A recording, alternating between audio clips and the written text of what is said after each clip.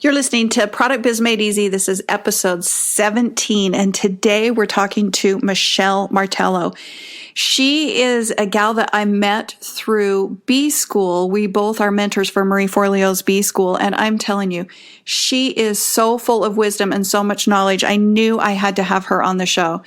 She is an absolute tech pro and a bike lover. I'm a bike lover too. She's worked with such big names, like I said, Marie Forleo to name the few. Marie Forleo has even dubbed her Martello. She is that good. And so today on the show, we talk all about why you need your own website, how to get free organic traffic. She gives away a lot of free SEO tips and so much more wisdom. So I hope you stick around. Welcome to the Product Biz Made Easy podcast, where we help you scale your product-based business. Your award-winning host and serial entrepreneur, Becky J. Anderson, created an 8-figure product-based brand that was sold all over the world and in big box retail stores. Each week, she will be sharing sales strategies, marketing advice, or inspiring interviews to help you scale your product-based business. Now, on to the show.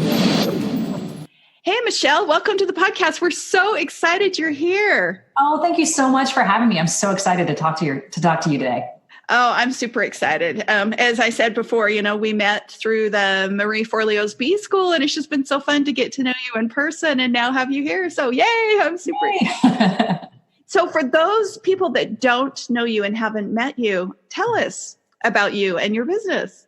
So quick hit. So I started as a web designer almost 20 years ago. So it's like ancient times, right? Yeah. And over time, I really got into digital marketing. So I took Marie Forleo's B School back in 2011. And at the time, I'd been doing yoga studio websites, very niche, very specific. And I kind of was like, there's got to be something more that I can do to help people. And I had never really studied marketing. I'm a self-taught designer, and I kind of just made my own way. Mm-hmm. So I took B School and I learned about all these things like email marketing and, e-commerce and all these things. And so I started doing more of that with my clients, and I started helping them actually build products and courses and all these things. And then I started actually mentoring web designers because I'd been doing it for so long. So my company and my business has really evolved over the years.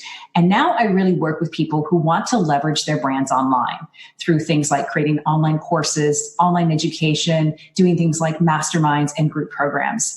And I also serve as a mentor coach. And also I developed some of the curriculum for B School, some of the technical stuff, because I've been, again, doing web design for so long. So that's kind of where I'm at now. That's awesome. Yes, Michelle is the tech guru, and that's why I wanted her on, because tech is such a major pain point for the listeners here. As you know, I work with primarily people with physical products and e-commerce people. So websites are one of the things that I wanted to talk to you about, because that is the biggest pain point. And I know you, because you have done the websites for Marie Forleo's B School, as well as what you do. I know all of the bonuses and things that you did. You talk a lot about some of those platforms. So I'd like to dig into some of those platforms and go, what should people be doing? Because a lot of people are just on Etsy or on Amazon and they don't have their own website. So let's talk about, for those that don't have their own websites, why is it important and what would you recommend? So I'm a firm believer in redundancy. So you could be on Etsy, you could be on Amazon, you could be making a lot of money. But what happens if that tap turns off, right? If it all goes away? And I always give the example, and it's probably a little dated at this point, that there was a woman named Tila Tequila back about 2 years ago. And she had this huge following on MySpace. And she was able to promote and she was able to sell things. And then one day MySpace went away and she lost those million fans and followers. And so she wasn't able to recover because she didn't have her own website. She didn't have a newsletter list. She didn't have another way to reach people. And so that's why I always get very nervous when people say like, oh, I sell directly off of Instagram. Well, that's great. But if you don't have another space that you completely own and control, it can all go away. And here's the thing, it's another space for you to leverage, right? If you're on Etsy or Amazon, you don't get your customer information always. You don't get all the data and information. And I always tell people, the more informed you are about who your customer is, how they're getting to you. You're finding out your return on ad spend, right? A lot of us are doing advertising. We're doing, more complicated things where, it's a much busier marketplace than it was even 5 years ago. How do you get noticed online? Well, having your own space that you can control the conversation, that for me is priority number one. I agree with you 100% on that. I have got a client who was doing hundreds of thousands of dollars on Amazon and nothing on a website. And he got shut down by Amazon because they were 24 hours late answering a customer service email. And granted, he got back up, but he was down for days and days. And so it's like when you start going, how much was he losing a day by being down? And he didn't have the following on his own website. Exactly. And you don't have any recourse. And that's the other thing too. Say you do have a reputation issue, right? Reputation management, that's a whole other industry right now. Right. And you can have, you have sometimes people making complaints on Amazon that have nothing to do with you. Maybe it's about the shipping, or maybe it's about something not even to do about your product. Well, how can you respond to some of these things, right? And so when you have a container for that conversation, or you even have a site where you deal with frequently asked questions, or you have a customer service chatbot, like you have alternate ways to connect and reach to people, it's going to make for a better customer experience. And especially for your folks that have repeat business or want repeat business, it's really important that you can have that, you can contain that whole conversation and make people feel like they're being heard. Because a lot of times people will just vent and complain, but if you can rectify the situation, you can turn things around and keep a customer for life. Right, exactly. Whereas with Amazon or sometimes Etsy, you cannot do that. So for people seem to be so afraid of the tech side of things. And I think that's what holds back a lot of people from doing their own websites. Are there any platforms that you would recommend that would be easier to get started from an e-commerce perspective, or what have you worked a lot with? I know you did a huge tutorial on Shopify for Marie Forleo's B School. Yeah, I actually love Shopify for getting started with product-based businesses. It's actually really reasonable. I mean, you can get started for under $100 a month, which honestly, with beautiful templates, great customer experience. It's mobile friendly, like everything that you need to run a quality e-commerce business, you can do on Shopify. Mm-hmm. And I am a big fan of that. I also love WordPress actually. So if you are a bit more tech savvy, or if you have someone that you work with that is tech savvy, WordPress is a great solution, especially a lot of times people are like, oh, there's all these things I need. I need a domain name and I need hosting. Well, if you can go to a service, like I like WP Engine. WP Engine is great. It's like $35 a month. It's a completely hosted WordPress solution. So they take care of, you're not going to get malware or spam. Like they don't have to do anything. Yeah, you're going to be a lot more protected. There's daily backups. So I don't like platforms where I don't have a backup. So I want to make sure I have control over my information. I can export my content. So doing things like, I don't know if you've talked about blogging a lot, but I'm a firm believer that you can get a lot of great organic traffic by really modifying and keeping up with your SEO, your search engine optimization. Mm-hmm. And I have found specific blogging where you're answering questions, you're doing how-tos, you're showing demonstrations of using your product. That's a tremendous way to drive free traffic to your website. Yeah. So, using something like WordPress for blogging is tremendous because you can, modify everything. You can share all this great information and drive a lot of traffic. And so for me, that's why I like WordPress. Shopify also has a great blog, and doing some of that kind of foundational work can set you up in the future. Like I'll give you an example. I wrote a blog post in November about, it was a very more quote unquote technical thing about how to record, edit, and sell guided audio meditations. So a lot of my folks are in the yoga and wellness world, and I get asked all the time, how do you create like an audio product? So I wrote this really comprehensive blog post. Not going to lie, it took me like 2 weeks to write this thing. Mm-hmm. But at this point, it's the number one source of traffic to my website. Wow. And paid off. Yeah. It's totally paid off. And by the way, I'm making money off of it because I link to products. I have affiliate links in there, right? Which some of your folks probably do affiliate marketing. Right. So it's adding subscribers to my newsletter list. It's driving traffic and I'm making money on it. So that's something that I created one time that is working over and over and over for me. Wow. So how often do you feel like they should be blogging to get that kind of traffic? I mean, like that's a superpower blog. That's not something you would do all the time. But really, what's a good number for blogging? Here's the thing. People are always like, well, do I have to blog every week or whatever? I would rather see you create a couple of, I call it cornerstone content, amazing content pieces. I would rather see a few of those than you try to blog every week. It doesn't make sense. Like it used to be back in the, 10 years ago, if you just blogged, you would get traffic. Right. But the thing is, we have to remember that people are using search engines, i.e. Google. They're using Google to find stuff. They have questions. You have the answer. Right. So let's say you're selling, a product, say like a candle. Right? You're selling a product and maybe it's for a specific occasion, like a wedding, right? So maybe you can make a list of the top 10 candles for wedding, services. So the more specific you get about what you're targeting and, what you're talking about, the more likely you are to get found for it. And then you can sell your stuff. So I would rather see you create just a few of those things. If you offer seasonal products, make sure that you are writing a blog post about, let's just say you're talking about fall weddings. You would want to release it in the springtime so you get enough traction with Google over time that it really can hit big by the season that you want to promote. How long does it take for a blog or the SEO to hit typically? Honestly, it depends on a lot of different factors, but I always tell people, give it a couple of months, like 2 to 3 months for it to start gaining traction. And there's some things you can do to help speed things along. If your site is referred to by other sites, so we call these backlinks, like when another site links to your site, that can send a lot of traffic. The age of your site matters. There's hundreds of ranking factors for Google, but when people share socially your blog posts, that can help indicate to Google, hey, this is a blog post that people are reading. We should pay attention to it. So there's a lot of things like that. So it's important, if you are going to create content, make it great content, make it make sense for your audience, and make sure you're doing something with it. So you're selling your products, you're getting people on your newsletter list, and it's just a valuable tool. So I love things like tutorials, how-tos, lists, all these things are really, really useful for people, and it's stuff that people want to share.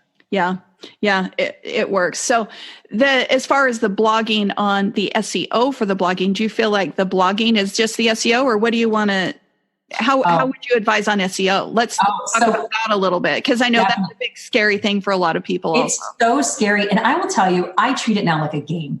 So I used to be so intimidated by it. And then a good friend of mine, her name's Meg Clark at Clapping Dog Media. She's got a great YouTube channel. I started talking to her a couple of years ago, and I'm like, how can we break this down to make it a lot more simple? And she and I actually created a mini course called SEO for Real People. And it was just breaking down what people needed to know. So I'm going to tell you a couple of great tips to get free SEO, to get information. So the first thing is, when you go to Google and you type in the box, you notice how it gives you a list of suggestions? Well, those suggested keyword phrases are what people are actually searching on. So you can incorporate those phrases into your content. And the next place I want you to look is if you scroll down on the Google search result page, you're going to see these blue links at the bottom. Those are related, or they're called latent semantic indexing, LSI, little fancy term. You don't need to know the term. But those little blue links are related searches to that phrase. You can incorporate those phrases again into your content. So remember that meditation post that I talk about. So I actually did exactly that. So I came up with, the different phrases, and I made those headlines. And so headlines, depending on, it doesn't really matter what platform you're using. But if you're blogging, there are these things called header tags. H1 is your blog post title. So you probably won't be touching that, but next, you'll have H2, H3, and H4.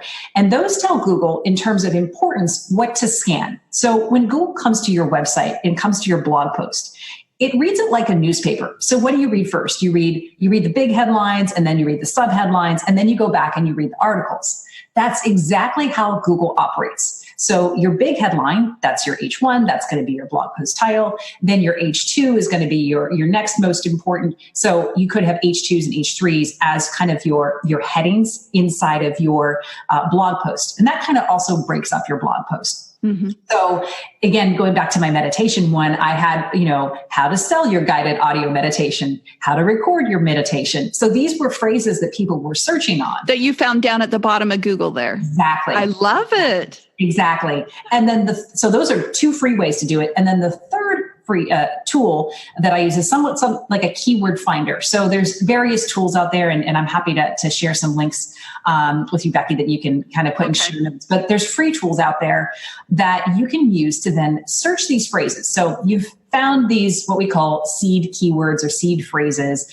Again, how to record your meditation. So if I start with that, then I take that phrase into one of these keyword tools and I pop it in there. And then I can see, well, how many people are actually searching for this? So I can see monthly search volume. I can also see, well, what other sites are ranking for this? So say you have a product, right? Say wedding candles. Right. So you can put in wedding candles, and then it's going to show you what are the top 10 to 20 sites that rank for that term.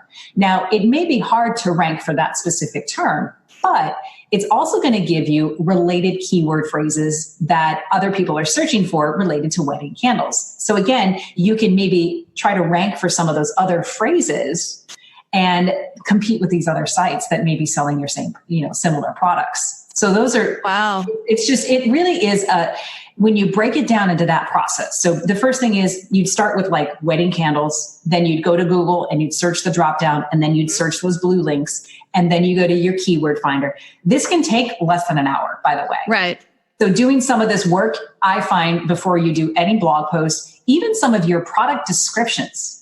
Right. Really important. So it kind of all plays together. So your product descriptions, your product titles, we may assume that we know what people are searching for. I'll give you an example. So a friend of mine teaches this yoga class called, it's yoga with weights. It's Zen strength yoga, XEN strength yoga. And for years we were like, okay, yoga with weights. And I was like, why are we not getting more traffic? And then I started doing some of this research, and it turns out people were using the phrase yoga sculpt. Yeah. So we then started changing some of the titles and taglines and product descriptions, and we started getting more traffic because that's what people were searching on. Yeah. So it could be just a minor tweak, even thinking about, say you're on the East Coast, but somebody's on the West Coast, they could be using different terms for things. So this is by doing some of this research. And like I said, it could just take you a couple of hours to do some of this research, could make a huge difference for your business. It can. And you know what? It's not just that type of thing, like you said, on the titles of the product. So there's another hack that I have on that. So I have a client who sells coffee. Yeah. And she was having a hard time ranking. So we went to Amazon. That's another great place to find hacks. So we went to Amazon and put coffee in the search. The top coffee line comes down. And then what we did is went to the reviews so that you're working in the customer's words. And we went to the bad reviews. Okay. So everything that the bad reviews were saying, this coffee is too bitter. And it was like almost every single 1-star review said this coffee is too bitter. So then I'm like, okay, we need to put in your description, this coffee is not bitter. Exactly. So that's it is amazing what a little bit of research on the front end on SEO will do. Yeah. And then it just continues to work for you on and on and on. Yeah. So it sounds like you've made it super simple by breaking it down into the tags. And do you incorporate like all those phrases inside your copy, or you try to use those for titles or? Yeah, it's got to feel natural. So, back in the old Wild West days of SEO, this is when people would keyword stuff. So a lot of time people will come to me and they say like, so I have a cousin who's has an optician business. So they sell glasses. And she's like, I want to rank for this term. And I was like, well, we have to create content around it. You can't just throw it on a page and expect people to find it. It has to be natural. It has to be what people are searching for. And here's the thing that a lot of people don't know is that voice search is really the next big hot thing. The last time in March or April, there were over 2 billion voice searches per month. And the thing is, we talk to Siri and Google in a slightly different way than we would if we're just typing something in. Right. So don't overlook voice search, because people are talking to Alexa, right? If you're on Amazon, well, how are you asking on Alexa, hey, Alexa, can you find me some candles for my wedding? Yeah. So it might be a different phrasing than what we would use for, if we were typing stuff in. So that's another little tidbit. And that's only going to get more and more and more. I know. I'm noticing Alexa, like we were at dinner with friends the other day and she goes, Alexa, play dinner guitar music. And I'm like, oh my goodness, I have not even, I don't use Alexa like that. So then I came home and I'm kind of playing around. I'm like, Alexa, play Product Biz Made Easy podcast. And it went. There you go. There you go. So I see that getting huge. Absolutely huge. And I didn't realize how much people are using it because I do have one in my kitchen. But this friend of mine has one in every single room and they're all connected.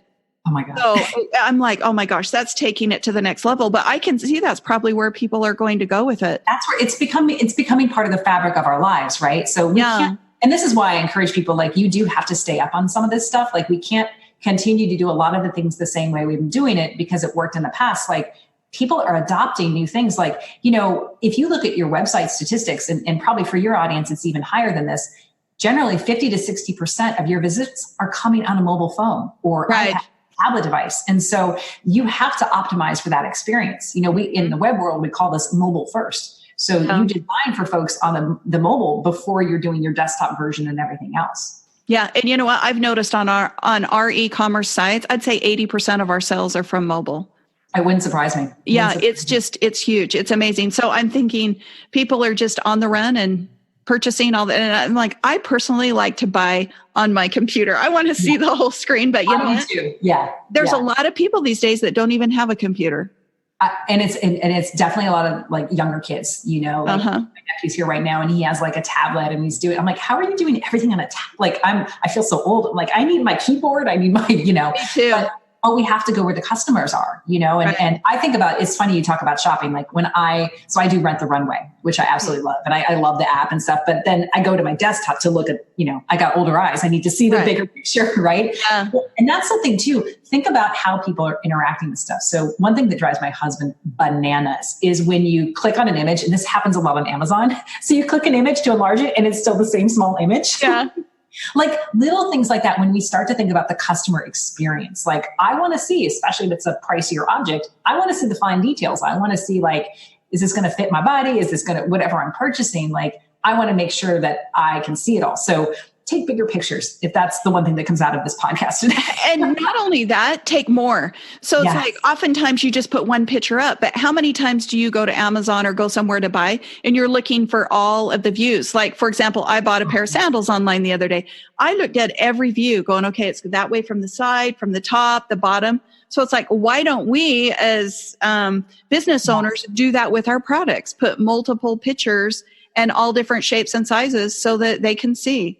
I am definitely more likely to buy a product, and I'll probably spend more if I can see all those images. Because also it feels more trustworthy to me. Yeah. I remember back in the eBay days, like if you just put one photo up, but like you put 7 or 8, like it shows like this is a real, I don't know why, it just feels more real. Yeah. And then the other thing too, if you put at least one lifestyle photo, so back to the candle experience, show it sitting on a coffee table lit.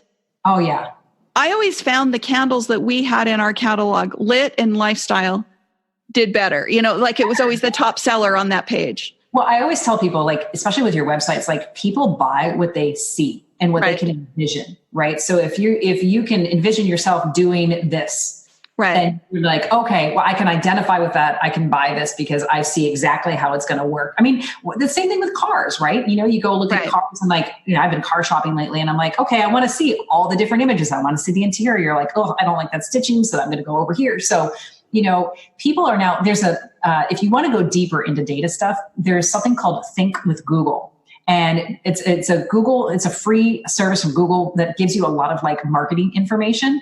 And, you may have heard this phrase, like it takes 7 touch points before people are ready to make a purchase. It does. Google says it's now 21.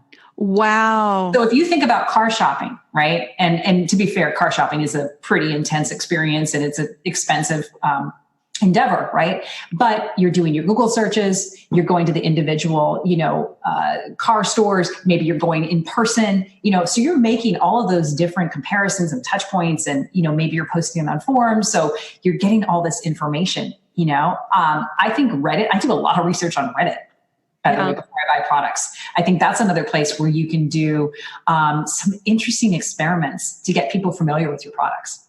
That's a good idea. Because I know Reddit even ranks on my website. Oh. And it's not anything I spend any time on. Yeah. And it's free. Like here, I love guerrilla techniques that are free. So like, that's why I love SEO. And that's why I love things like go where your people are, You're selling drones. Oh yeah, you should do it like a ask me anything on Reddit. It's free. Like, why would you not spend an hour and get right in front of your target audience for free? Yeah, that's true. And the marketing side is something that gets neglected a lot in the product-based space. Some of these extra things. So these little hacks are valuable. Have you ever worked with anything like SpyFu or SEMrush for getting SEMrush a little bit, but not. I will tell you, I know enough about SEO to be dangerous, but I definitely there's another service called Ahrefs, where you can get some of this more detailed information. So I'm starting to really learning to love data because it gets, things like Google Analytics gets real scary. Mm-hmm. But again, if you can break it down to where you're getting your visitors from, how long they're staying on your site is also another ranking factor for Google. A lot of people don't know this. So there's something called dwell time. So that is basically, say someone's searching on Google and they come to your website. If they immediately go away, that's called a bounce, right? Yep. We don't want that. We want people to stay on our site and search around. We want our site to be quote unquote sticky. Right. And so basically dwell time is like a combination of factors, but it's essentially like how long are people staying on your site? And if you can get people to stay on your site over a minute, you're doing real good. That blog post that I wrote, 6 minutes. Wow. On that for 6 minutes. And there's a couple other things I do in that blog post, just to kind of go back to that. So yes, I wrote a lot of content. I also put a video on there that showed people how to do something. So don't discount video. Video is good. Your products. I love that Zappos does that, by the way, for their shoes. They do they have all the pictures. They do everything, right? So I think Zappos is a great kind of thing to model. They do all the different photo variations. Then they have someone actually wearing the shoes in a video. That's tremendous. And I bet that really cuts down on the return rate for sure. Oh, I bet it does. It does. Yeah. So the bounce rate, anything over 1 minute is considered good. Oh yeah. Yeah. If you can keep people on your site because what happens is we've all done this, I search for something and here's another little hack trick, if you will, that description that shows up, depending on your platform, you have a lot of control over that. Yeah. So that description, those keywords don't get quote unquote indexed by Google in that description. But what this helps is your click-through rate. So your click-through rate is when someone sees something and then clicks through to go to your website, right? And so if we can kind of match what the searcher's intent is, what they're searching for with our information, and they stay a little bit longer, Google's going to be like, oh, this is matching what they're searching for. Let me rank them higher because it's obviously what people are looking for. So being very intentional about your copy and content will help you rank higher in Google. Yeah, and Google Analytics is so important too, especially for product-based people. Well, I think it is for anybody, just so you know. It's like that old adage, in God we trust, all others bring data. The data doesn't lie. Data does not lie. Data does not lie. And it's like, this is the common thing I see. So many people are spending so much time on Instagram, but then I'm like, okay, where's your traffic coming from? And they're assuming Instagram. And then we go over and look at the Google Analytics. And typically with product-based, it's almost always Facebook and then Pinterest. Pinterest. And yet they're not spending enough time there. And Pinterest is a search engine. It's a search engine that people are overlooking. I mean, I love Pinterest. I love Instagram. Yeah. There's only one product I've bought off of Instagram. Right. And it was yoga hammock that I kept getting but you know what I did is I kept getting retargeted to go back to their website. Right. So you went to the website. Yeah, exactly. Yeah. The funny thing is though, if you look at the data, there's more buyers from Pinterest and they buy higher ticket items too. Yeah. So Pinterest is definitely something that gets overlooked by the product-based people. Okay. One of the other things before we let you go, I wanted to kind of go over and talk about digital products because I like my clients to have 5 sales buckets. I want your revenue coming from 5 places. And there's a lot of people that have hit that level where they're like, okay, what else can I add? Well, digital products are a great way to scale and add revenue to your product-based business. So let's talk about that for a minute, because I know this is your zone of genius. Yes.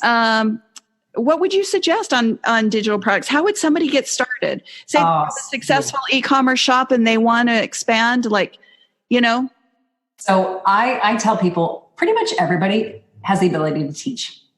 And so online products, online courses, and these can be things like, there's so many things that you can create. I've created courses on meditation. I've created training courses on how to use websites. I've created ebooks on how to, different ways to make money online. So there's so many different types of products you can create. So I'll start with a very basic one. Okay. I love ebooks, actually. Ebooks they're a very traditional product based, and they don't have to be hard to create, by the way. You can actually save a PDF from a Google Doc. That's all free. And then I use a service called Gumroad, which is awesome to sell PDFs. And I look at PDFs and ebooks as lead generation tools. So maybe it's something you've got a product-based business, and maybe you create an ebook on how to use that product or how to create different things with that product. Maybe you're a crafter, right? Or even how to make that product. Exactly. So like, for example, a candle maker could do a little book on how to make candles. Exactly. Or they could create a course. So typically a course you can usually charge more money for. Right. Courses, I have spent $2,000 on courses. I've actually spent Me too. I've spent $10,000 on coaching. So like the pricing can be infinite actually. And because it's so scalable, you don't actually have to deliver a physical product. You're not limited, right? So you're not limited by distribution. You're not limited by weight and shipping issues. So, and really it is about engaging with your core audience. And so maybe you've got a bunch of raving fans already who love your physical products. Well, a digital product just allows you to go even further and deeper with those folks. So you could things like I love Zoom. If people don't know Zoom is it starts at $14.95 a month. It is the most amazing video tool. I have clients all over the world, and we connect via Zoom. So I do consulting, for example, via Zoom. And so that's a digital product. A digital product doesn't even have to be like something that people just purchase and get. It could be consulting. Right. So let's say you are a candle maker and people want to hire you to teach them or to teach their group of people to do something. You can do group trainings. That can be a product. You can do it live, or you can even record it and then sell it as an on-demand training. So if you look at something like Masterclass, that's a great example. So masterclass.com is on-demand trainings, and you can learn photography from Annie Leibovitz. Like, it's amazing. So anybody from all over the world can purchase this, watch the videos, and take those skills and do their own things with it. So I absolutely love digital trainings and products, especially for people who are, maybe you're not able to go travel, maybe you're at home, maybe you've got kids, you don't have the capability to say go on sales calls or go speak at trainings and conferences. You don't have to leave your house.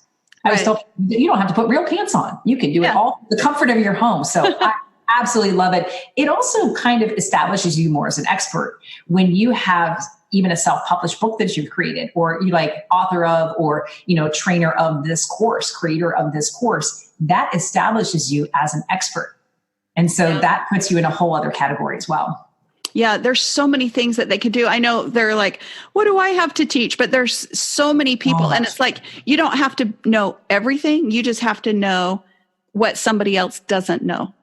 Think about all the things. If you've been running a business for more than a year or two, think of all the things. Like I'm in this Facebook group for my local area, and it's for people kind of getting started in business. And everyone's got so many of the same questions, like, how do you get started? How should I incorporate? Like, how do I get started with my retail business? Like, people have these questions, right? You could talk about your own business. People want to know, like, where do you get I saw one this morning, like, I need to find, labels for my organic clothing. Like, there's so much information that you probably have inside your head that you don't even know you know.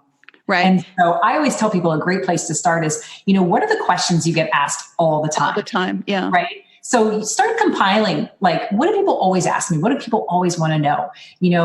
Maybe some of the more advanced people, like, when they want to take stuff to the next level, what do they need to know? If you're scaling up. So there's all these things that you can answer in an ebook, a course, a video, a live training, a webinar, which is basically like you just in front of PowerPoint slides. I mean, there are these fancy terms, but it really is just you educating folks is what it comes down to at the end of the day.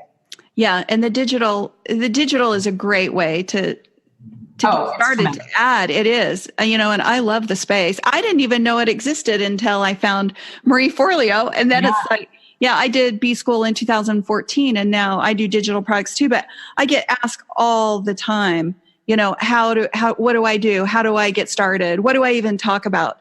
But for the makers and the manufacturers, oh my goodness, how many people would love to know how to make or how to manufacture or how to source a product? So it's a great way to add on to add on the it's a tremendous way to make additional revenue. I will tell you too, it also can play into affiliate income. So I love that you have kind of five ways you want people to make revenue. I feel the same way. You have, maybe you're a service-based business, maybe you have some products, maybe you're also an affiliate. So you can be an affiliate for somebody else's digital product. So if you've already cultivated an audience of subscribers and buyers and clients, they trust what you have to say. And so if you find a product or a service, I'm an Amazon affiliate, right? I'm an affiliate for things I believe in. That blog post, again, remember, I've got some Amazon links in there, right? So do you put affiliate links in all your blogs? I'm going back and starting to do that. Yes. Yeah.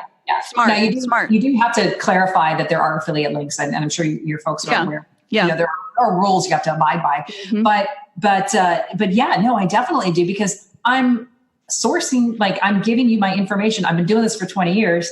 I'm going to tell you exactly what I use. And guess what? I do have some affiliate links, and I make money off of it. And in fact, this year, my affiliate income will probably be 30 to 40% of my business. Wow. Yeah. That's huge. Yeah. That's huge. So clearly that's another thing people need to get started in is I'm a huge fan of affiliate income. Yeah. Affiliates on your blogging, because there's definitely products that you... I tell everybody, create a resources page, because that's where people always want to know, like, well, what do you use for X, Y, and Z? Create a resources page. That may become the most visited page on your website. Could be. Mm-hmm. And then you put everything, including your Amazon links in there as well. Amazon links to your own blog posts and products. Of course, like, why not? It's a page on your website. So make sure it's useful for people. I love it. And then there's 3 sources: your own website, affiliate, and digital courses that you can add to get you to 3 of the, and there's a lot that are already doing Amazon or Etsy in addition. So that's great. Yeah. Oh my goodness, Michelle, you are so full of resources and information. So where can people find you? So you can find me at minimumdesigns.com. That's with an S. I'm also at the same Instagram, but you'll probably just see dog pics there. But I love to blog. I love to talk. I love to speak to audiences, really working on some things to help people build their own online courses and help them leverage their business in new ways. So that's where I get super excited, is to give people options. I love it. Well, thank you so much for spending time with us today and being here. I really appreciate it. Thank you for having me. It was so much fun. You bet. Thank you so much for listening to the podcast today. Now, don't forget to go over to BeckyJAnderson.com and join my free resource center, where you'll have all sorts of resources like catalog examples, press releases, line item sheets, all those kind of things that you need to run your product-based business. Also, while you're at it, hop on over to Product Biz Made Easy Facebook group and join all of us in the conversation over there. Thanks, everybody. Have a great day.